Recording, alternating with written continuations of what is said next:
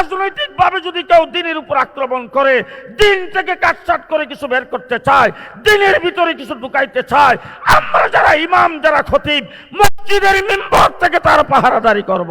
কিন্তু একটা জিনিস বলতে চাই, আমাদের দেশে গত 15 বছর যারা ক্ষমতায় ছিল, কিন্তু এর আগের থেকেও যদি নজর করেন, বাংলাদেশের সমস্ত মসজিদগুলো জাহেলদের দখলে।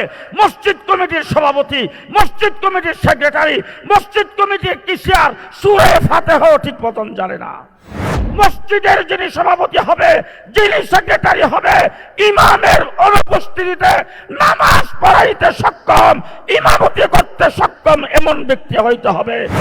অতি সংক্ষেপে আমি আপনাদের সামনে শুধু একটা কথাই বলতে চাই, মুহাম্মদুর রাসূলুল্লাহ সাল্লাল্লাহু আলাইহি ওয়াসাল্লাম সর্বশেষ নবী। আমার নবী মুহাম্মদুর রাসূলুল্লাহ সাল্লাল্লাহু আলাইহি ওয়াসাল্লামের 23 বছরের নবুয়তির জিন্দেগীর শেষ পর্যায়ে আরফার ময়দানে ১৬ লক্ষ সাহাবায়ে কেরামের সামনে আল্লাহ পাক আয়াত নাজিল করেছেন, আল ইয়াউমা আকমালতু লাকুম দীনাকুম। আল্লাহ পাকের পক্ষ থেকে ঘোষণা করেছেন, দিনকে তোমাদের জন্য, তোমাদের দিনকে অল কমপ্লিট করে দেওয়া হলো।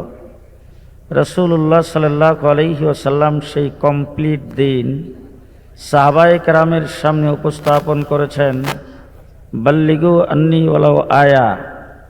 যারা তোমরা আমার এই দিনের একটা আয়াত জেনেছ, শুনেছ, পরবর্তী মানুষের কাছে পৌঁছে দেওয়ার দায়িত্ব তোমাদের।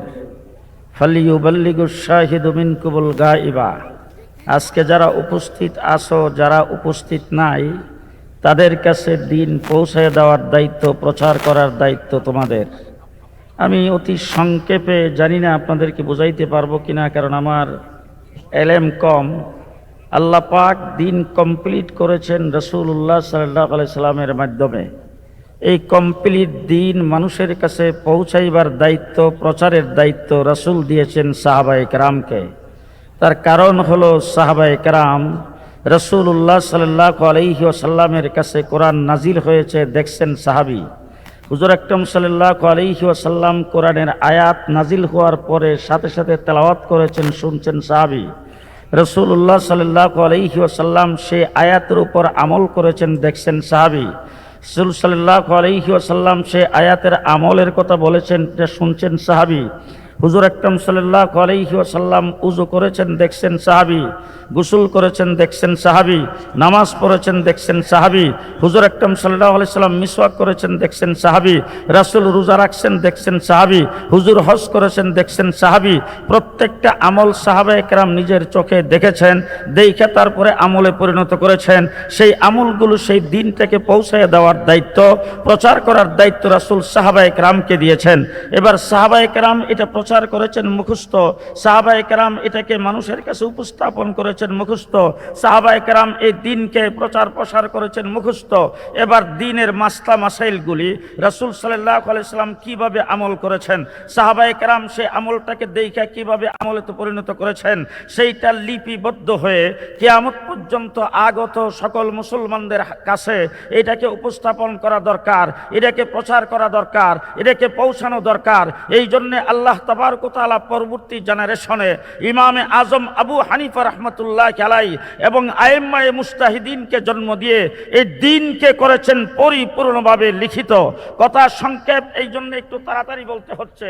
হযরত ইমামে আজম আবু হানিফা রাহমাতুল্লাহ আলাইহি ওই ব্যক্তি যখন এই দিন লেখার প্রয়োজন হয়েছে এই উম্মতের জন্য, কিয়ামত পর্যন্ত আগত উম্মতের জন্য, ইমামে আজম আবু হানিফা রাহমাতুল্লাহ আলাইহি 13 লক্ষ মাসালা লিপিবদ্ধ করে এই উম্মতের জন্য সুপুরুদ করেছেন, উম্মতের কাছে দিয়েছেন।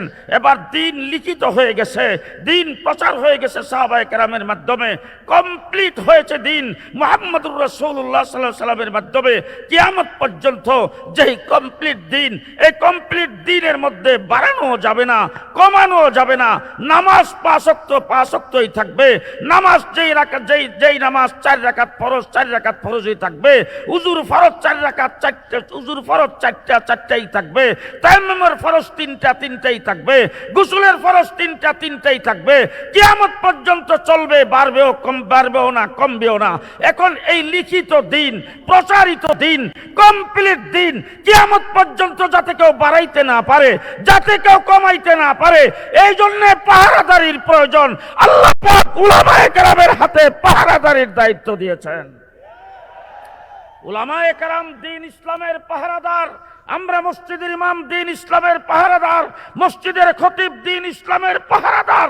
এখন আমরা আমাদের পাহারাদারি করব দ্বীনের ব্যাপারে।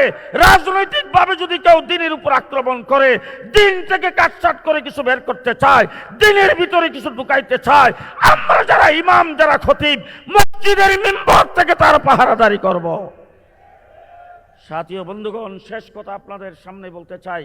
আজকে এখানে 7টা দফা দিয়েছেন, বড় সুন্দর, পরে খুব ভালো লাগলো। কিন্তু একটা জিনিস বলতে চাই, আমাদের দেশে গত 15 বছর যারা ক্ষমতায় ছিল, কিন্তু এর আগের থেকেও যদি নজর করেন, বাংলাদেশের সমস্ত মসজিদগুলো জাহেলদের দখলে। মসজিদ কমিটির সভাপতি, মসজিদ কমিটির সেক্রেটারি, মসজিদ কমিটির কিশিয়ার সূরা ফাতিহা ঠিক মতন জানে না। আমি আজকে আপনাদের সামনে পরিষ্কার ভাষায় বলতে চাই, ইমাম, জাতীয় ইমাম সম্মেলন যারা করেছেন, যারা উদ্যোগ নিয়েছেন, আমি আপনাদেরকে ধন্যবাদ জানাই বলতে চাই, আন্দোলনের মধ্যে, দফার মধ্যে এটাও সামিল করতে হবে।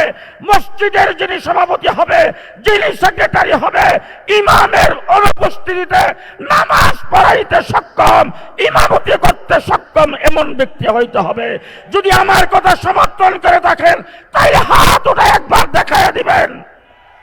নাসরুম মিনাল্লাহ, ফাতহুন করিব, ওয়াবাশশিরিল মুমিনিন।